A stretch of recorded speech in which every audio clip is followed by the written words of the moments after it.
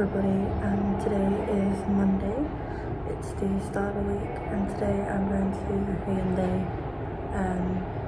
to go to the beach and to do a really beautiful tramline thing. So I'm gonna vlog and take you all with me. So yeah, I'll see you when I get to the beach.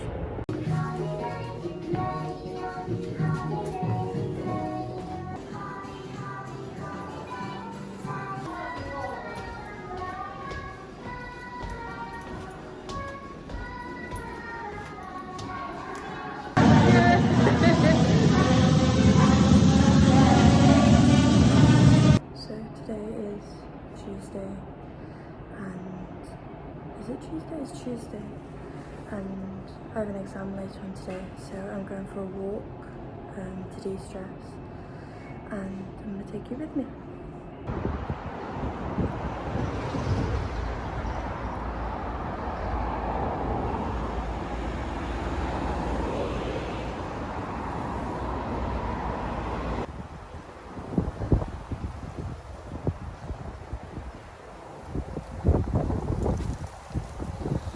I'm now not paying attention to that. Okay, we want to be going down this way.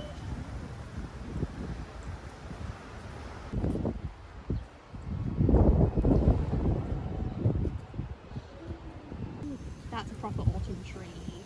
Oh yeah. Best time of the year.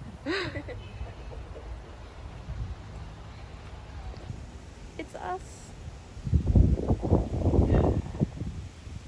We made that. Yeah. We look like such tourists right now. Yep.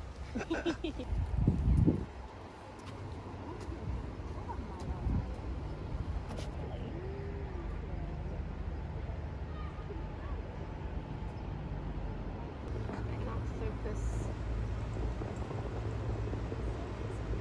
Dragonflies. I feel like the sun just adds to the beauty though, even though I can't really see. Yeah, I can't see what I'm filming.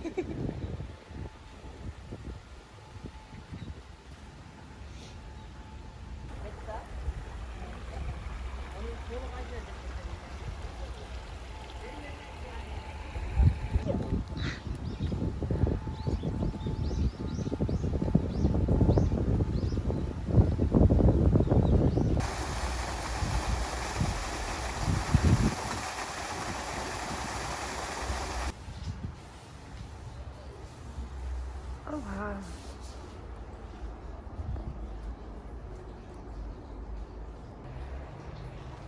I'm in love with everything here. Mhm. Look how cute. All of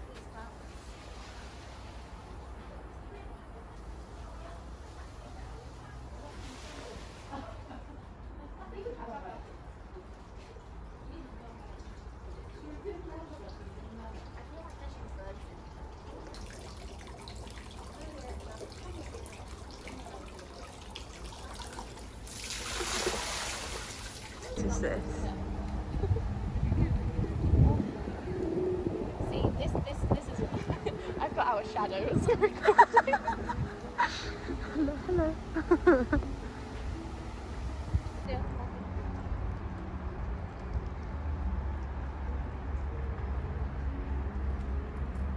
Candles? That should be fine.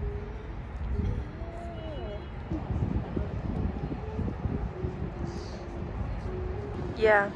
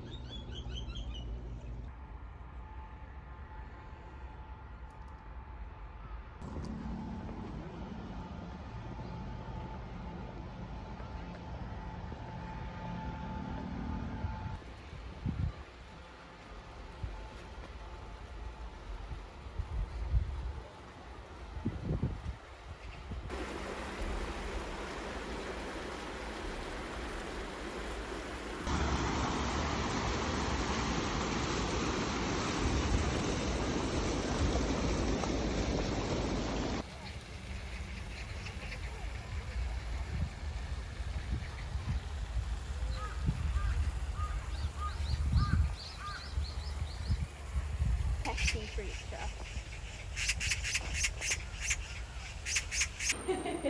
I will film now. It's playing that.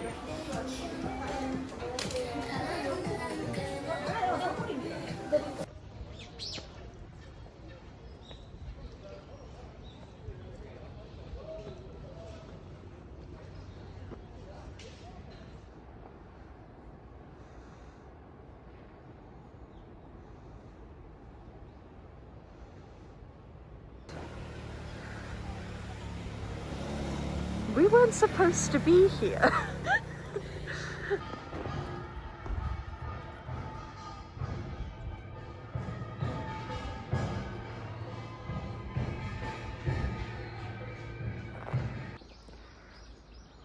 Wow.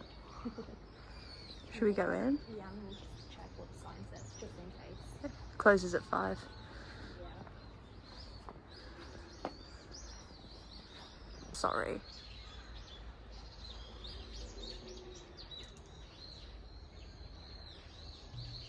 I mean, those noises are definitely intimidating. Like, if you were very good, you wouldn't want to hear that, would you? No. Oh, wow.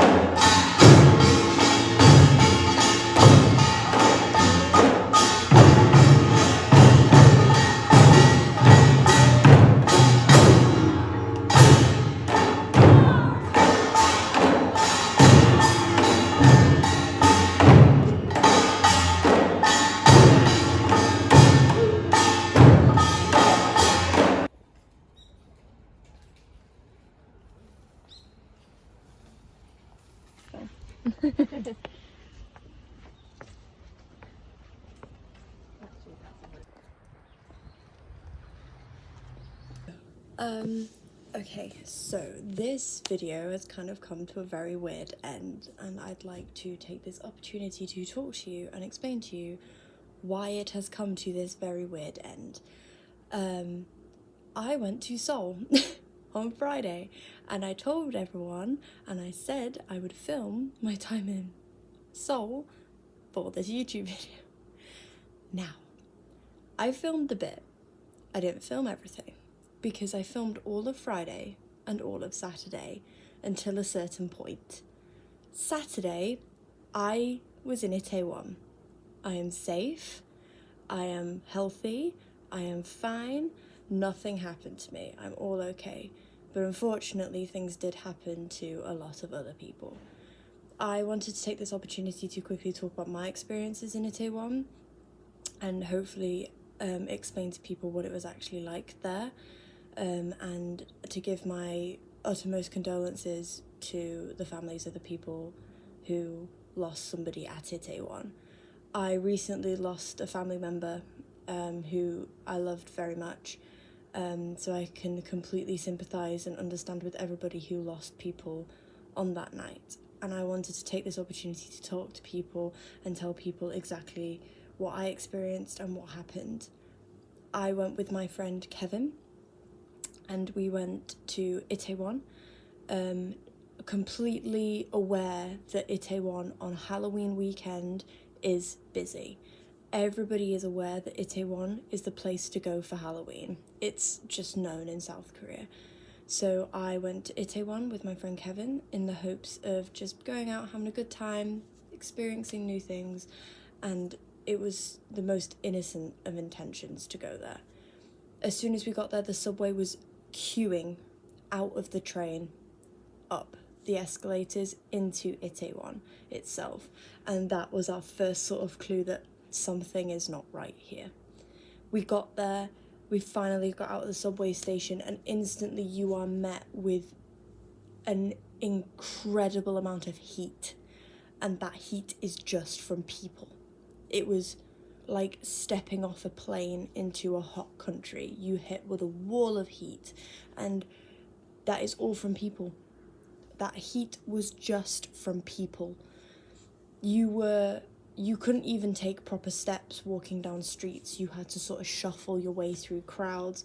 At the point that we got there, it was busy, but it wasn't at the point that it was when the accident ended up happening.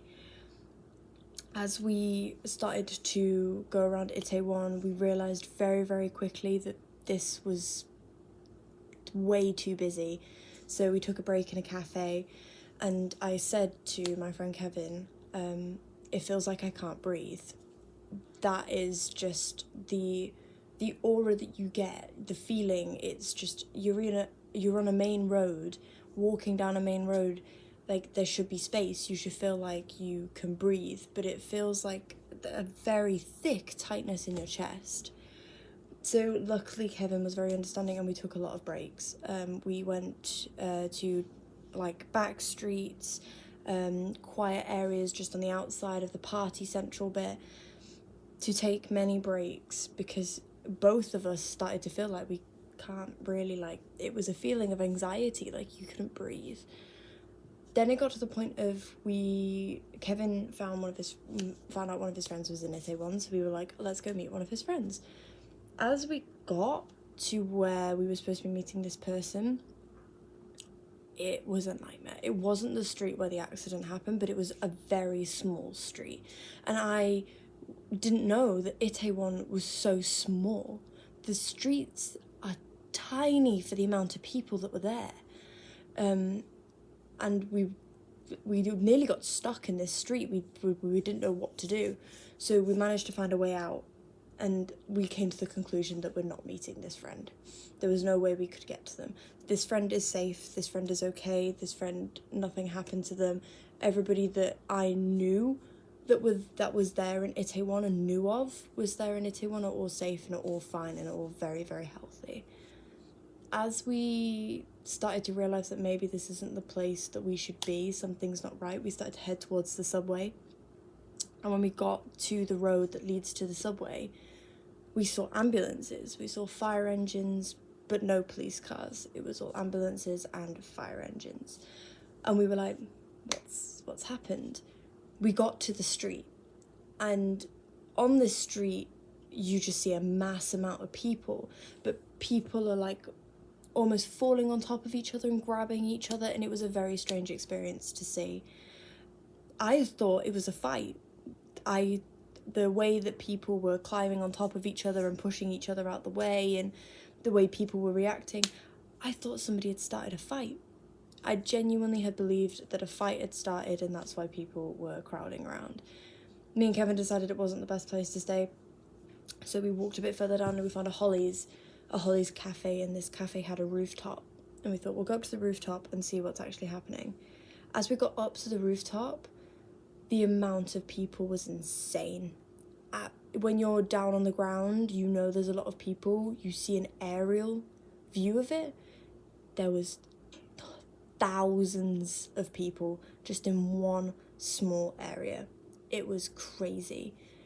Then there was like a rush of people out the street, and this rush of people, I remember seeing this girl running down the road, and she just collapsed in the middle of the road. She just collapsed, falls on the floor, and you're like, what's happened? Like, oh my god. Like, and then the next minute, people are being carried away on stretchers with defibrillators attached to them. There's not even enough stretchers to carry people. People are being lifted by their arms and legs and ran to ambulances, or like just to a safe space on the street to just be given CPR, and you're watching them, it's happening, and you're like, what is going on? We then decided that we need to leave Holly's. We need to get on the subway. We need to go home. We got down, and as we got down, there are bodies. There are people lying in the street. There are people being given CPR. There are people there that just, something happened. And we were so clueless as to what was happening because nobody knew. What the issue with Itaewon was, because of the amount of people, there was no phone service. There was no 4G, 5G. There was no internet, no Wi-Fi, no signal, because people were all on their phones. And the saddest part about this is nobody can call for help because there is no service. There was nothing for people, absolutely nothing. So we didn't have any idea what was happening. We managed to get on the subway out of Itaewon. We got to our transfer station and they shut the subways down because people were still coming into Itaewon as this was happening. The queues in the subway were ridiculous, of people still coming into Itaewon, when all over social media people are going, don't come to Itaewon, and they would have seen this before they left, and they didn't listen. People were disrespectful. They were dancing in the streets. There was people having a street party right next to the alleyway where this all happened, and I can't begin to understand why people were still coming in. And we left after we saw everything that we saw. We realized we need to go. This isn't the place to be. And luckily we got out. We are very, very lucky people. And we got out. We got on the subway at the transfer station. We couldn't get on the next one, so we had to walk back. By the time we got back to the hotel, I checked my phone. That time, 20 people were presumed dead. And I was trying to figure out what was happening, and then there was things people were saying that people were giving out drugs, pretending they were candies and sweets, and I was like, and then it said people were crushed and caused to go into CPR, like cardiac arrest, and needed CPR because of a mass crush. And I was like, what's happened? Then as the time went on, we were getting ready to go to sleep and stuff. The death toll went up to about 50. And I was like, okay. I fell asleep, I wake up the next morning, and when I wake up the next morning, 120 people had died at Itaewon because of what happened. And then when I think about it, all the people that I saw in the streets and the bodies and stuff, I was like, this is like that street.